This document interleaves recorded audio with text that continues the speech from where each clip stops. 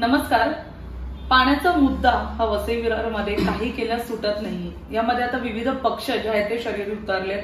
पाणी एक अशी समस्या झाली आहे ज्याच्यामध्ये चक्क सत्ताधाऱ्यांना देखील आता आंदोलन करण्याचा इशारा द्यावा लागलाय. यापूर्वी शिवसेनेने देखील यावर आंदोलन केलं होतं. आपल्यासोबत आता शिवसेनेचे मोठे पदाधिकारी आहेत. पालघर जिल्हा लोकसभा अध्यक्ष जनार्दन पाटील उर्फ मामांनी नेहमीच यावर आवाज उचललाय. परंतु फक्त इतकंच नाही तर आज आम्हाला मामांना विचारायचंय. मामा इथले भूमिपुत्र आहेत. गेल्या अनेक वर्षांपासून आम्ही देखील इथेच या परिसरात काम करत असताना मामांसोबत नेहमीच आमचे संवाद झालेले आहेत. विविध मोर्चांबाबत आणि त्यांच्याबद्दल ज्या चर्चा सुरू आहेत त्याबद्दल देखील आम्ही आज मामांशी चर्चा करणार आहोत. मामा नमस्कार. शिवसेनेने यापूर्वी MMRDA जसं तुम्ही तुमच्या शिवसेना उद्धव गटातर्फे मोर्चा काढण्यात आला होता त्याबद्दल काय सांगाल? आणि आता बहुजन विकास आघाडीने जे आहे ते अल्टिमेटम दिलेलं आहे की 8 दिवसात पाणी आलं नाही तर सत्ताधारी आता मोर्चासाठी उतरणार आहेत, त्याबद्दल काय सांगाल? मॅडम बघा, पहिली तर आम्ही महानगरपालिकेवर सुद्धा विरारला मोर्चा काढलेला होता. त्याच्यानंतर MMRDच्या कार्यालयावरती सुद्धा आम्ही मोर्चा घेऊन गेलो होतो. प्रत्येक पक्ष आपल्या आपल्या पद्धतीनं पत्रव्यवहार करतात, काम करतात. लोकांना पाणी आलं पाहिजे. कुठल्या पक्षाने आणलं हा महत्वाचा नाही. पाण्याची आज लोकांना गरज आहे. विरार वसईमध्ये पाण्याचा जो प्रश्न मोठा गंभीर आहे तो प्रश्न सुटला पाहिजे आणि आमचे सतत प्रयत्न असतील की पाणी हा लोकांना पोचलं पाहिजे. मग त्यासाठी आंदोलन करून किंवा इतर गोष्टी प्रत्येक पक्षाने आपल्या आपल्या परीने केल्या. तसं शिवसेनेने सुद्धा प्रयत्न केलेले आहेत.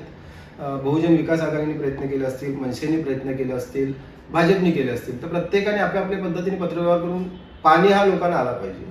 पाण्यावरती राजकारण झालं पाहिजे, एवढंच माझं मत आहे. पण पाण्यावरती आता जसं तुम्ही म्हणाला राजकारण झालं पाहिजे, पण 2 ते 3 दिवसांपूर्वी मनसेचा एक मोर्चा निघाला होता ज्यामध्ये आता एखादा जेव्हा मोर्चा सुरू असेल सर्वसामान्यांच्या हातात झेंडा देणं, त्यांना टोपी घालून त्यांना उभं करणं फक्त आपल्या पक्षाची ताकद दाखवण्यासाठी कितपत योग्य आहे? हा महाराष्ट्रात राजकारणाचा खेळ झालेला आहे. तुम्ही दसरा मेळाव्यामध्ये सुद्धा बघितलं.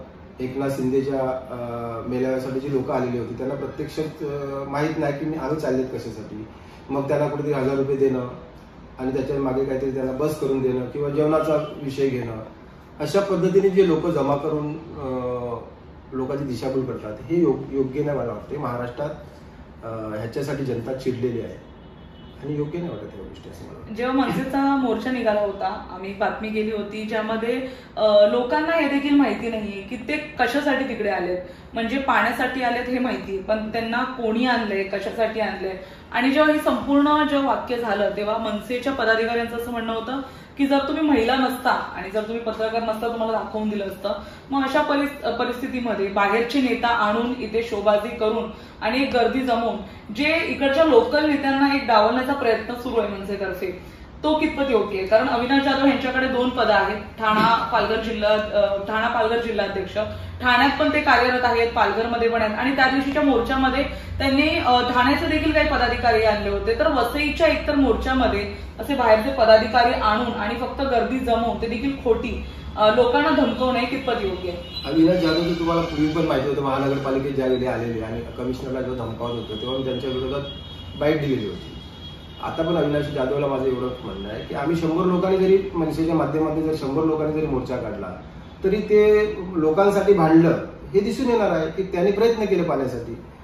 चुकीच्या माध्यमातून गर्दी जमवून राज ठाकरेंचं नाव खराब होत असेल, कारण ते सरनेम ठाकरे आहे, लक्षात घ्या. जसं उद्धव साहेब ठाकरे आहे तसं ते राज ठाकरे आहे ना, त्यांना सरनेम ठाकरे आहे म्हणजे ठाकरे घराण्याची इज्जत आम्ही करतोच. तर त्याच्याने त्यांचं नाव खराब होतं असं वाटत नाही तुम्हाला? की तुम्ही जे आता मला बाईट दाखवली, मी त्या दिवशी तुमची बाईट बघितली, त्याच्यात तुम्ही काही महिलांना विचारलं तुम्ही कशासाठी आले आणि त्यांना माहितीच नाही, तर हे सगळं करणं योग्य नाही. त्याच्याने आपण स्वतः मागे जातो असं वाटत नाही का त्यांना? पण कुठेतरी मग ह्या संपूर्ण परिस्थितीनंतर मनसेची वसई विरारमध्ये काय जागा दिसून येते?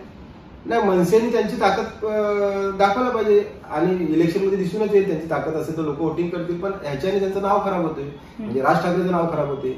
असं नाही झालं पाहिजे असं मला तरी वाटतं. एक पदावरती असलेल्या व्यक्तीने ह्या पद्धतीने नाही वागलं पाहिजे. आणि महिला पत्रकाराला धमकावणं हे तर एकदम चुकीची गोष्ट आहे की कुठल्या तरी मनसेचा कार्यकर्ता बोलणार तुझ्या तो ह्याच्यावरती ऍसिड टाकणार, म्हणजे काय तुमची दादागिरी आहे का, काही गुंडागर्दी आहे का? हे नाही झालं पाहिजे. राज ठाकरेंनी असं कोणाला करायला नाही सांगितलं. राज ठाकरेंना आम्ही पूर्वीपासून ओळखतो, आतापासून ते लहान होते तेव्हापासून आम्ही ओळखतो त्यांना आणि तेव्हापासून आम्ही काम करतो जोडीला.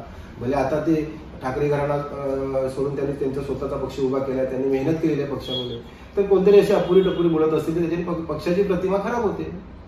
मामा, एक शेवटचा प्रश्न. आता बहुजन विकास आघाडीने पण अल्टिमेटम दिलंय, कारण पाण्याचा प्रश्न सुटत नाहीये. जेव्हा आपण होऊ दे चर्चामध्ये लोकांना प्रश्न विचारले होते तेव्हा पण त्यांची मागणी इतकीच होती की जसं राज्य केंद्रामध्ये विविध प्रश्न आहेत तसे वसई विरारमध्ये पाण्याचा प्रश्न सुटला पाहिजे.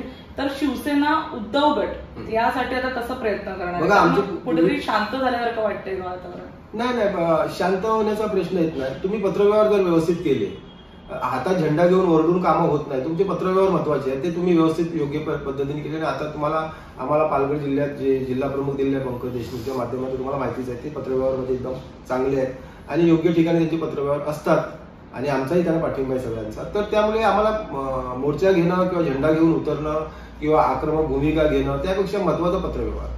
आणि लोकांना पाणी हा आला पाहिजे. त्याच्यात राजकारण करण्याची गरज नाही की तो मी शिवसेने आणला किंवा मनसेने आणला किंवा बहुजनने आणला किंवा काँग्रेसने आणला, भाजपने आणला, हा विषय महत्वाचा नाही मिळत. लोकांना पाण्याचा जो प्रश्न आहे तो सुटला पाहिजे आणि त्याच्या मागे आम्ही आहे खंबीरपणे. जसं की आपण आता जनार्दन पाटील उर्फ मामा यांच्याशी बोललो, त्यांचं असं म्हणणं आहे की पाणी हा प्रश्न जो आहे तो राजकारणाचा नाहीये, परंतु गेल्या काही दिवसांपूर्वीच्या मोर्चामध्ये आपल्याला स्पष्ट पाहायला मिळालं की कशा प्रकारे फक्त गर्दी जमवायची म्हणून गोरगरीब लोकांना बसेसमध्ये भरवून आणि त्यांना काहीतरी एक छोटी मोठी लालच दाखवून वसई विरारच्या मुख्यालयावर, वसई विरार महानगरपालिकेच्या मुख्यालयावर आणण्यात आलं होतं. उन्हामध्ये ते फिरत होते, हातात झेंडा होता, डोक्यावर टोपी होती, पण त्यांना हे देखील माहिती नाही की मनसे नेमकं काय आहे आणि राज ठाकरे कोण आहेत. ठाकरे गणानं आणि त्यांचं नाव इतकं मोठं आहे की आज प्रत्येक पक्षातील प्रत्येक व्यक्ती त्यांना आदराने बघतो. पण जर मनसेची अशीच कार्यकारिणी जर वसई विरारमध्ये राहिली तर मनसेचं वसई विरारमध्ये काय जागा आहे किंवा त्यांना पुढे काय त्यांचं भविष्य आहे हे या मोर्चातून दिसून आलं. धन्यवाद.